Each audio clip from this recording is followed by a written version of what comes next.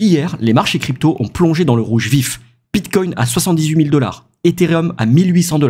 Ça ne s'était pas vu depuis novembre 2023. Alors, panique ou opportunité? Restez jusqu'à la fin car ce que je vais vous révéler pourrait tout changer pour vos investissements. Salut, moi c'est Jay, nous sommes le mardi 11 mars 2025 et aujourd'hui on va analyser le Bitcoin et décoder ensemble les actualités crypto. Alors est-ce que t'es prêt? On va commencer.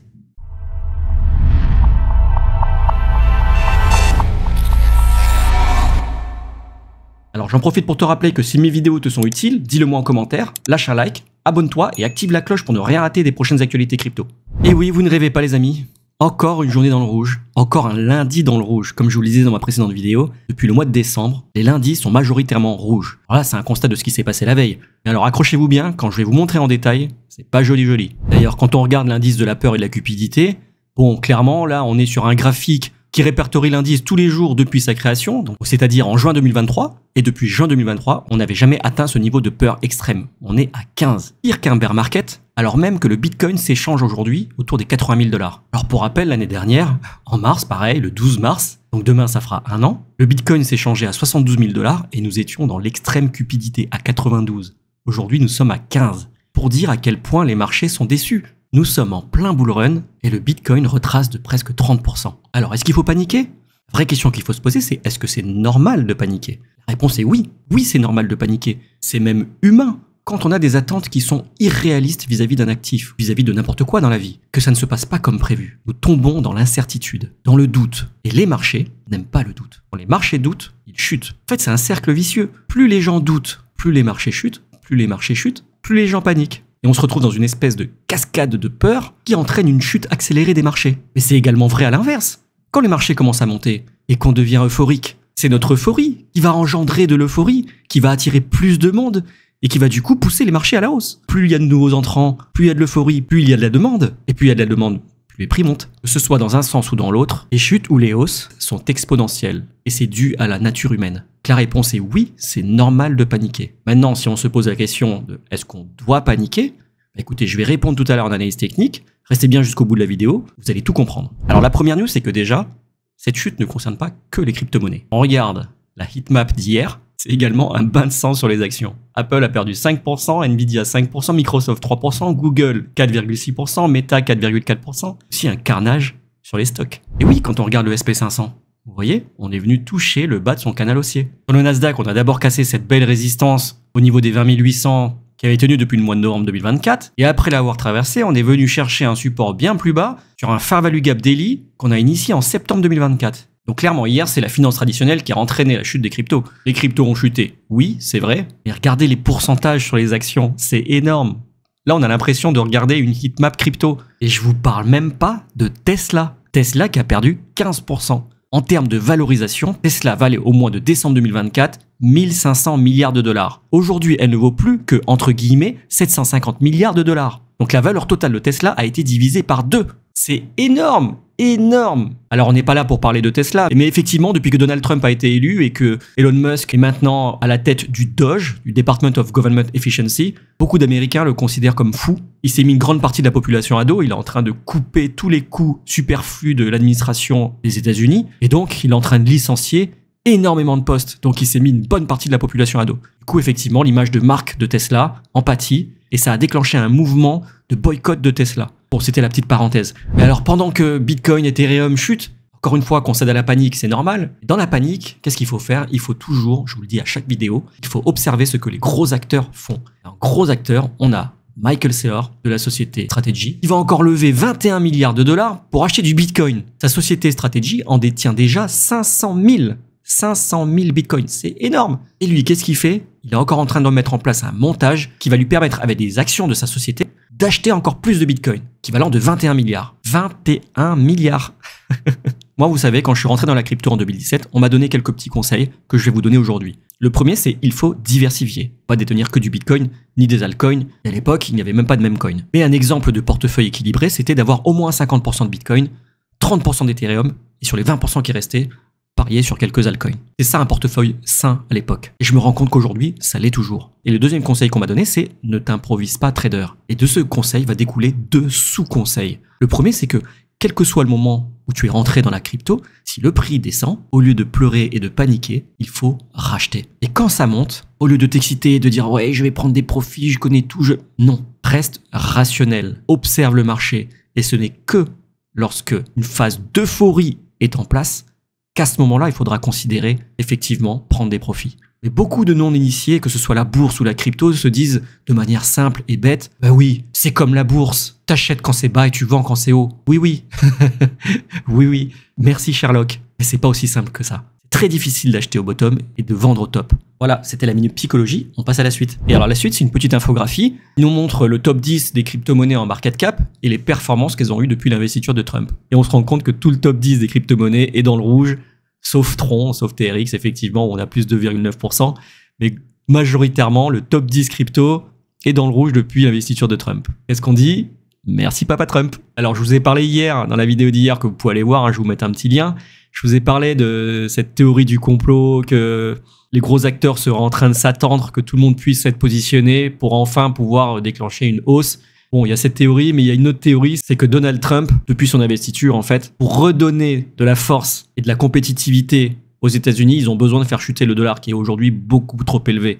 Et donc, comme le dollar est trop élevé, ça fait baisser leurs exportations. Ils sont moins concurrentiels sur le marché international. Et donc, pour redonner une force à l'économie américaine, ils ont besoin que le dollar baisse. Et pour que le dollar baisse, il faut qu'il y en ait plus en circulation et donc que la Fed baisse les taux. Mais la Fed est indépendante, c'est Jérôme Powell qui décide. Enfin, Jérôme Powell et son équipe, évidemment. Et donc, pour eux, il n'y a pas d'urgence à baisser les taux. Et le fait de massacrer le marché comme ça avec ces guerres tarifaires, ce serait une stratégie de Trump pour contraindre la Fed à baisser les taux. Ça peut être effectivement sa stratégie. Il est assez extrémiste pour faire ça. Il se rend compte qu'il n'arrive pas à faire plier la Fed, et ben il se dit, bah écoute, vu que tu veux pas le faire à ma demande, et ben je vais te forcer à le faire par d'autres moyens. Donc en déclarant ces guerres de tarifs, d'ailleurs, à chaque fois il revient dessus, à chaque fois il annonce, puis après il revient, puis après il dit bah oui mais ça sera le mois suivant, puis finalement c'est ce mois-ci, puis après ben non mais on va reporter encore un petit peu, s'ils font ci, s'ils font ça. Bon, au final, il crée de l'incertitude. Il fait la pluie et le beau temps, c'est lui qui fait chuter le marché en ce moment. Et dans quel but? Eh ben, peut-être qu'effectivement, c'est dans le but de faire baisser les taux pour rendre le dollar plus compétitif. Alors beaucoup de personnes m'ont demandé encore où est-ce que tu te prends tes news, etc. Bon alors moi principalement je suis sur Twitter et je suis le Cointelegraph, mais comme je vous l'ai dit, suivez-moi sur Twitter. Mon compte c'est JTradingB, donc @JTradingB, et je poste toutes les heures des news sur la crypto et les news les plus importantes. Hier par exemple, justement, Twitter, Elon Musk qui nous confirme donc une attaque d'envergure sur sa plateforme X.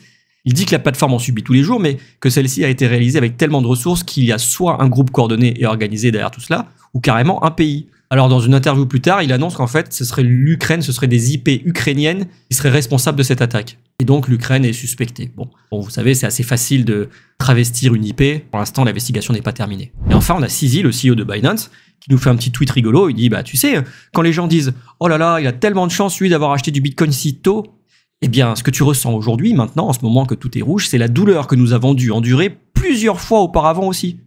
Hodl, donc le fait de conserver son Bitcoin sans jamais le vendre, eh ben, c'est très très dur. La morale de cette histoire, c'est que quand on dit oui, il a de la chance, non, c'est pas de la chance. Il a aussi fallu savoir conserver son Bitcoin. Il y en a beaucoup qui ont acheté du Bitcoin et qui l'ont vendu parce que bah, ils se sont dit ça va pas monter plus haut. Ou il y en a qui l'ont acheté et dès que c'est passé dans le rouge, ils ont vendu parce qu'ils ont paniqué. Dans tous les cas, acheter et conserver son Bitcoin sur le temps, c'est une stratégie certes simple, mais en réalité très difficile. Alors c'était tout pour les news, on passe tout de suite sur le calendrier économique et aujourd'hui nous avons donc le rapport JOLTS concernant les nouvelles offres d'emploi aux États-Unis.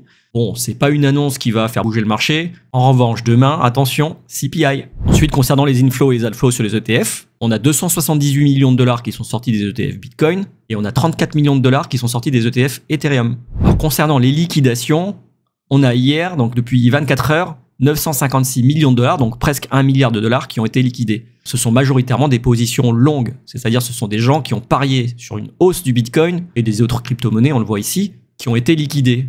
743 millions de longues au total contre 212 millions de shorts sur la même période. Donc, quand on voit en fait ici des carrés verts, ça ne veut pas dire que le prix a augmenté. Là, on parle des liquidations. Donc, ce sont donc 318 millions de dollars sur le Bitcoin qui étaient pariés à la hausse qui ont été liquidés. Le vert veut dire que c'était des paris à la hausse, c'était des longues. On appelle ça également des achats. À l'inverse, le rouge, ce sont des ventes. Je vous ai promis un glossaire, je suis en train de travailler dessus, vous l'aurez prochainement. Et on passe tout de suite sur la liquidation heatmap. Et je vous l'avais dit, on va aller la chercher cette poche de liquidité. Et on y est allé. Alors on aurait pu descendre encore un petit peu plus pour vraiment tout racler, mais écoutez, pour l'instant ça a tenu. On a un beau rebond sur les 80 000, alors qu'on était descendu dans les 76 000. Et clairement là on a pris une sacrée belle poche de liquidité, et donc qui dit liquidité dit une belle énergie pour repartir à la hausse. En tout cas c'est mon scénario, hein. On va voir ça sur la suite. Et alors pour passer à l'analyse technique, on va d'abord revenir sur le Nasdaq. Le Nasdaq qui est effectivement en train de dégueuler, hein, clairement. On voit un beau double top, un M, et un retracement de presque 15%. Sur le Nasdaq, c'est énorme. Et est-ce que c'est dramatique? Et est-ce que ça remet en cause sa tendance haussière? On va dézoomer. Si on se met en weekly, bon, rien de catastrophique. Vous voyez la belle tendance haussière. On a corrigé de 15%, c'est vrai. On est sur un support, c'est vrai également. Est-ce que pour autant on rentre en crise économique? Est-ce qu'il faut tout vendre? Bon, clairement pas. Alors je vous parle du Nasdaq, pourquoi? Tout simplement parce que le Bitcoin est très corrélé au Nasdaq. Et donc c'est intéressant de regarder cet actif pour comprendre également comment se comporte ou va se comporter le Bitcoin. C'est un peu pareil aussi avec le SP500. Vous voyez, là, effectivement, on a une belle chute, mais quand on dézoome, bon, on n'a même pas encore traversé le bas du canal haussier. Donc oui, ça fait mal, oui, ça fait peur, forcé de le constater. En revanche, est-ce que ça remet en cause la trend haussière? Je ne pense pas. Et quand on regarde le Bitcoin, bon, c'est exactement la même chose. Quand on dézoome, vous voyez, bon, tant qu'on ne revient pas tester ces hauts-là, qu'on ne descend pas dans cette zone-là, aux alentours des 65 000 $, bon, clairement, on est encore safe pour l'instant. Alors, il s'est passé exactement le scénario que je vous disais hier, le scénario orange. On n'a pas complètement comblé le gap CME qui était au-dessus de nous. On est d'abord venu combler celui qui était en dessous. Parce que là, clairement, on est venu avaler tout le fair value gap daily, mais ce fair value gap daily correspondait également à un gap CME qu'on avait initié entre le 8 et le 11 novembre 2024. Ce qui devait être un gap de rupture, c'est-à-dire un gap qui ne devait plus être touché et lancer un gros mouvement haussier, a finalement été retesté, complètement comblé, vous voyez, il est passé jusqu'en dessous, et maintenant on est reparti à la hausse. Bon, et alors si on suit mon scénario d'hier, le scénario orange, on a maintenant comblé le gap CME de novembre, et maintenant on va aller chercher le gap CME qu'on a initié ce week-end. C'est ma théorie. Alors, est-ce que ça va partir comme ça effectivement en ligne droite? Clairement pas. Donc on est descendu sur les 76 000 $. Maintenant, on va remonter aux alentours des 85. Est-ce qu'on va traverser? Franchement, je ne pense pas. Mais ce sera certainement, effectivement, d'abord une zone d'attrait, puis une zone de rebond.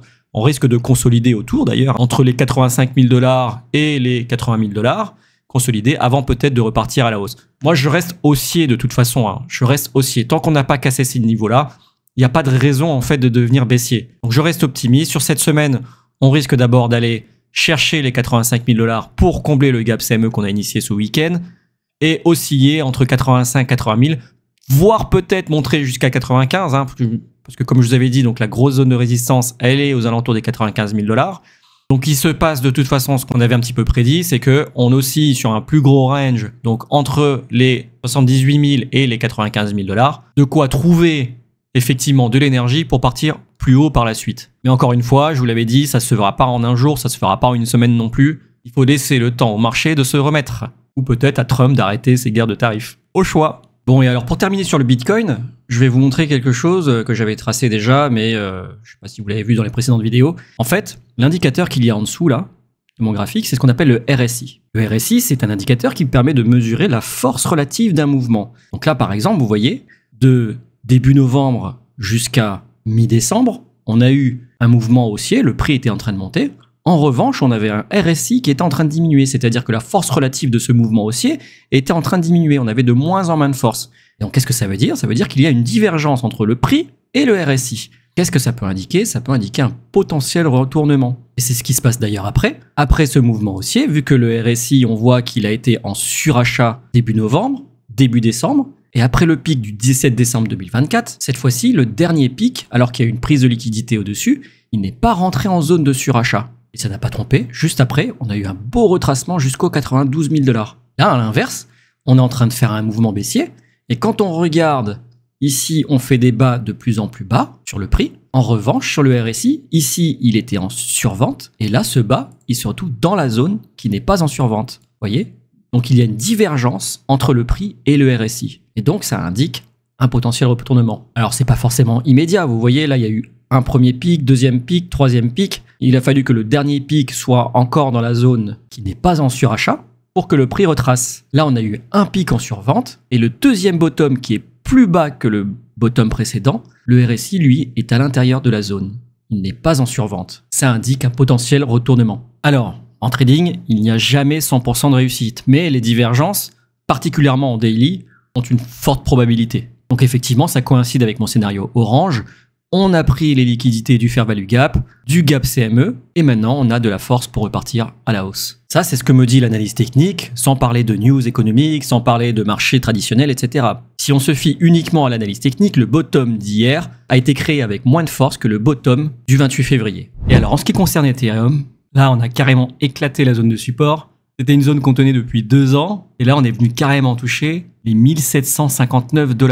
Un prix qu'on n'avait pas retesté depuis novembre 2023. C'est incroyable. Là, l'Ethereum est à prix discount. Alors lui aussi, comme le Bitcoin, on voit une belle divergence sur le RSI, je vous ai montré tout à l'heure. Hein. La première vague baissière, elle, descend en zone de survente, alors que la deuxième, elle, reste à l'intérieur. Alors que le prix est descendu beaucoup plus bas. C'est un signe de retournement. Est-ce que ça va retourner maintenant tout de suite? C'est pas, évidemment. Mais il y a de fortes probabilités qu'effectivement, on rattrape un peu le prix.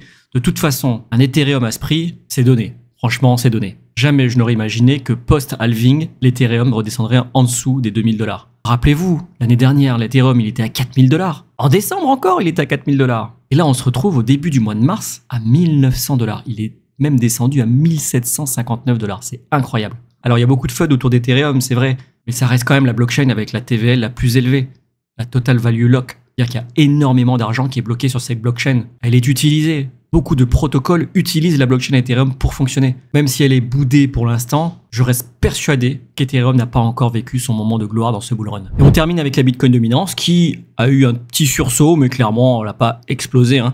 Il n'y a plus grand chose à racler sur les altcoins, hein, donc il n'y a plus beaucoup de personnes à levier. Là, on arrive à leur valeur singulière, donc clairement, même si le Bitcoin chute beaucoup, les altcoins chutent également, mais il y a plus grand chose à racler, quoi. Donc on reste dans ce petit range là, écoutez, en espérant que Ethereum prenne enfin le dessus pour l'idée justement une future alt season, une future éventuelle alt season, si tant est qu'il y en a encore une, si tant est qu'il y a encore un cycle.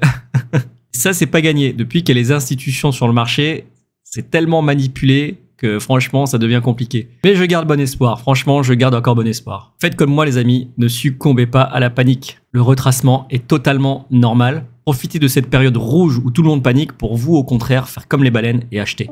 Et c'était tout pour aujourd'hui. Si cette vidéo t'a plu, dis-le moi en commentaire. Lâche un like, abonne-toi et active la cloche pour ne rien rater des prochaines actualités crypto. Allez, cheers!